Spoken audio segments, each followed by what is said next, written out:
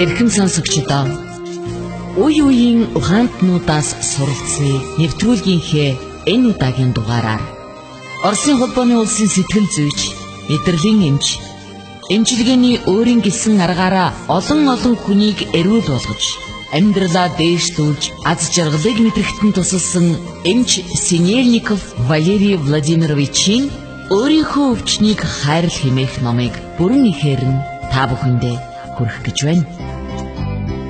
Орос хэлнээс хөрвүүлсэн хууль зүйн хааны магистр, хуульч Хандма мөн энэ номыг бидэнтэй хамт та бүхэндээ сонирдуулж байгаа юм. Синельников өмнөх үгдээ бичгтээ энэ ном бол миний оюутан байхаас эхэлсэн судалгааны үр дүн юм а.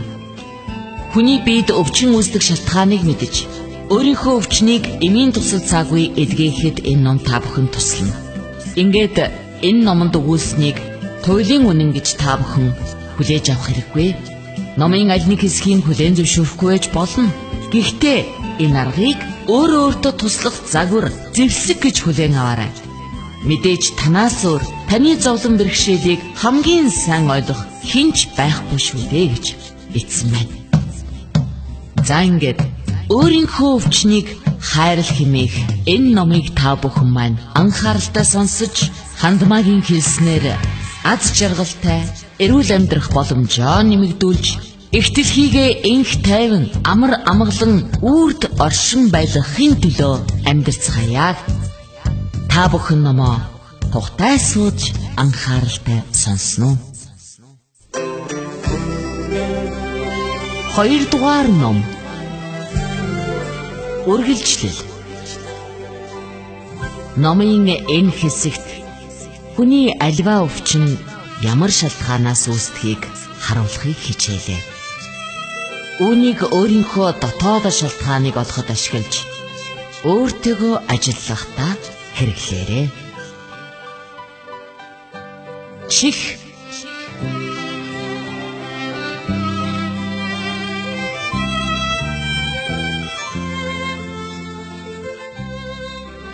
Сонсох чадварыг илэрхийлдэг эрхтэн. Чихтэй холбоотой асуудал нь ямар нэг зүйл сонсохоос татгалзах, бусдын санаа оноог сонсож чадахгүй болох, сонсохыг хүсэхгүй байх явдал юм аа. Чихний өрөвсөл буюу отит, мастаидит.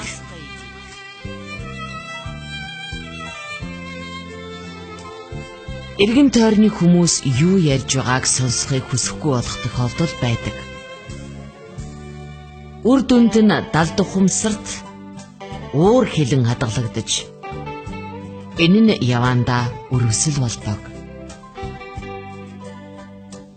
Миний нэг найзынд ээж нь зочилж иржээ.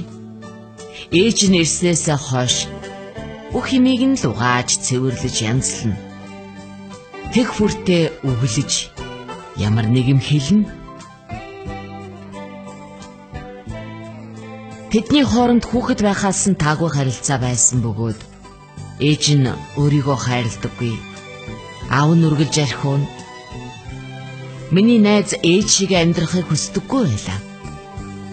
Ээжигээ явахын өмнөхөн тэр харамсалтай гинт юм сонсгоо байсан гин. Хүүхдийн чихний өрөвсөл ихэнхдээ өөрийн санаа илэрхийлж чадахгүйтэй нь холбоотой үүсдэг. Гэрт шүүгэж, эцэг их ойр дотны хүмүүсийн хооронд хэрүүл зодон болоход хүүхэд өөр лүгэ анхаарал татахдаа ихэвчлэн чихний өрөвслээр татаж, намайг анхаараач, би чимээгүй байхыг хүсэж байна хэмээн дохио өгдөг юм. Томчууд тэдний энэ гачланг дандаа ойлгодог гэж юу? Дүлээрэх, чих шуугах.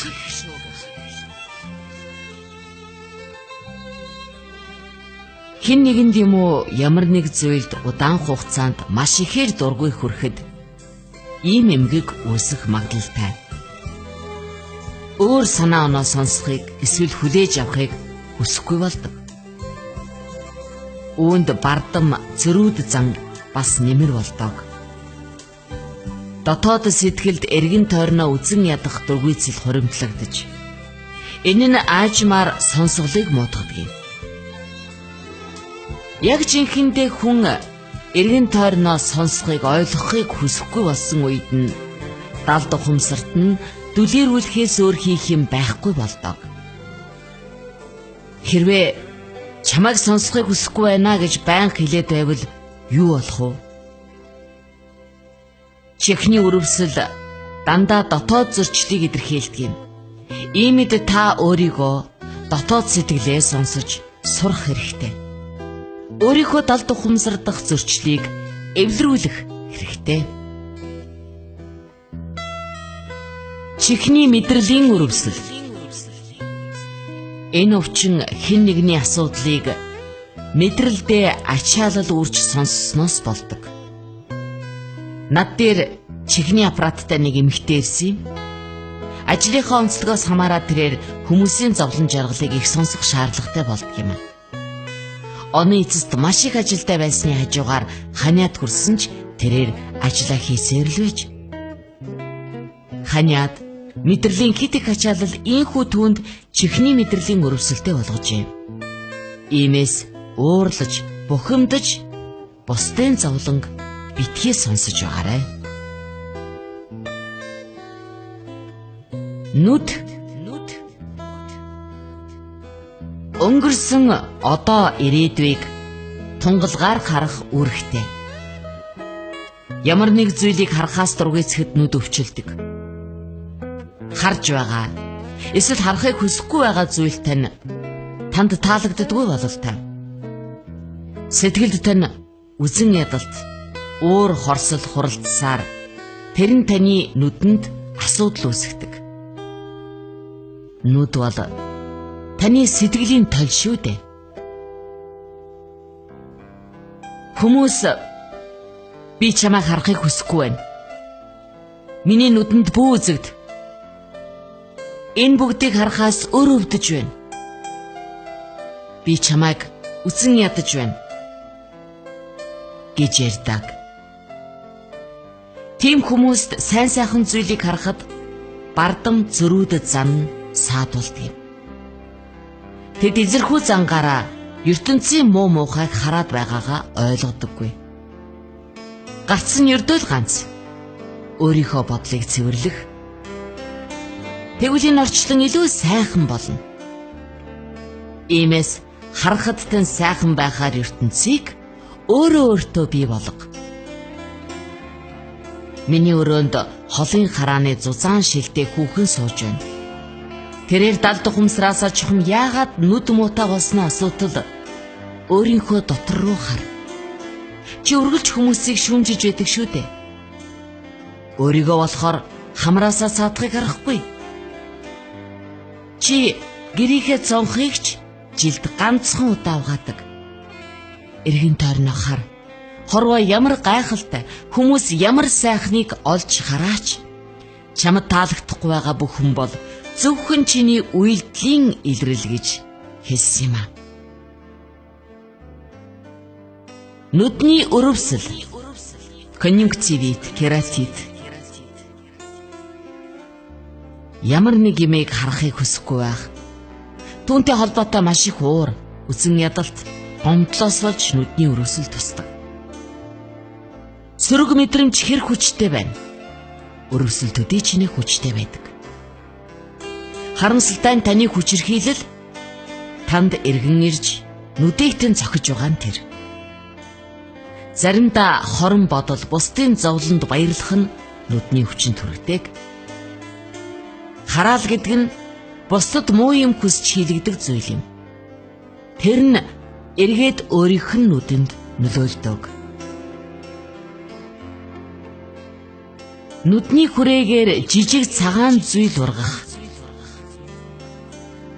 Ийм эмгэг илэрвэл ертөнцийг хорон нүдээр хардгийн шинж.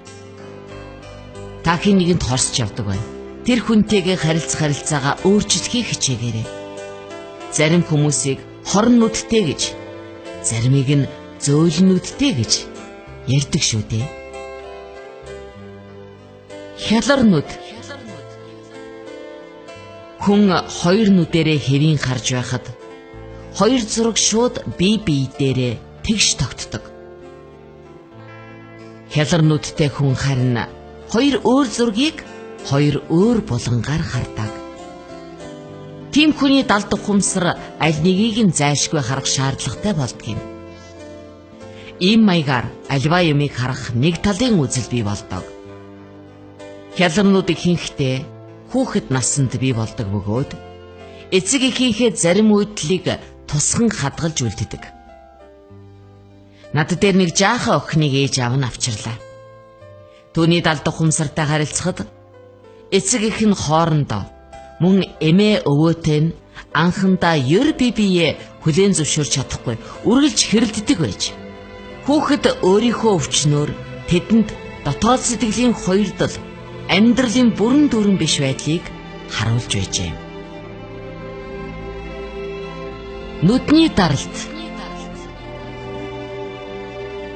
Нүдний даралтын үед энэ эрхтний дотоод даралт маш ихсэж алим нь их хүчтэй өвддөг.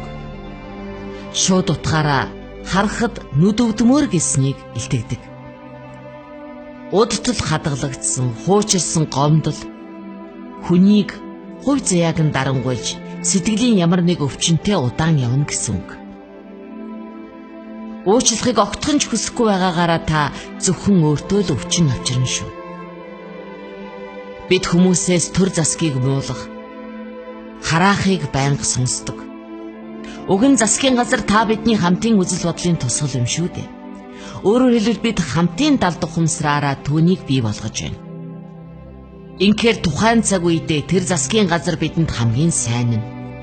Бид хэрхэн засаг төрдөө хандна, тэр бидэнд тэгжил хандна.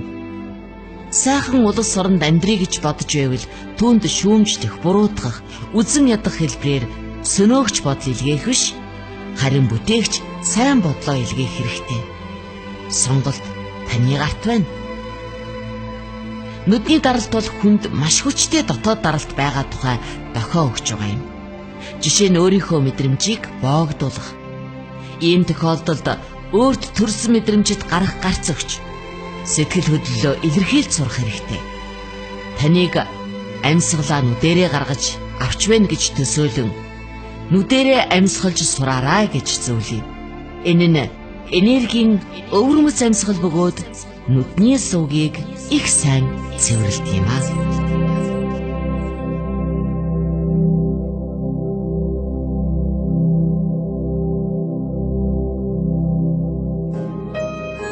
Эрхэм сонсогч та бүхэн Оросын холбооны улсын сэтгэл зүйч мэдрэлийн эмч Синельников Валерий Владимировичийн өөрийнхөө өвчнийг хайрал хэмээх номыг бүрэн ихээр нь сонсож байна.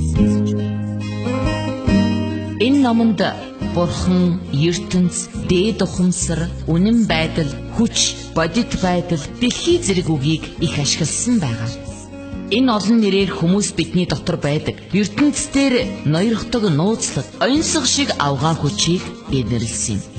Хэрвээ та шүтлэгтэй бол Бурхан гэсэн үгийг ашиглаж болно. Харин та шашингүй үзлээр хүмүүжсэн бол хүч, энерги, үнэн байдал гэсэн үгийг хэрэглэн үздэй хэмээн Синельников энэ номонд өгүүлсэн байдаг юм аа. Амьдралаа элч хүчээр, итгэл, найдвар, эрүүл мэндээр дүүргэх хүсэлтэй хэн бүхэн энэ номыг анхааралтай сонсоорой. Үргэлжлэл бий. Радио FM 107.5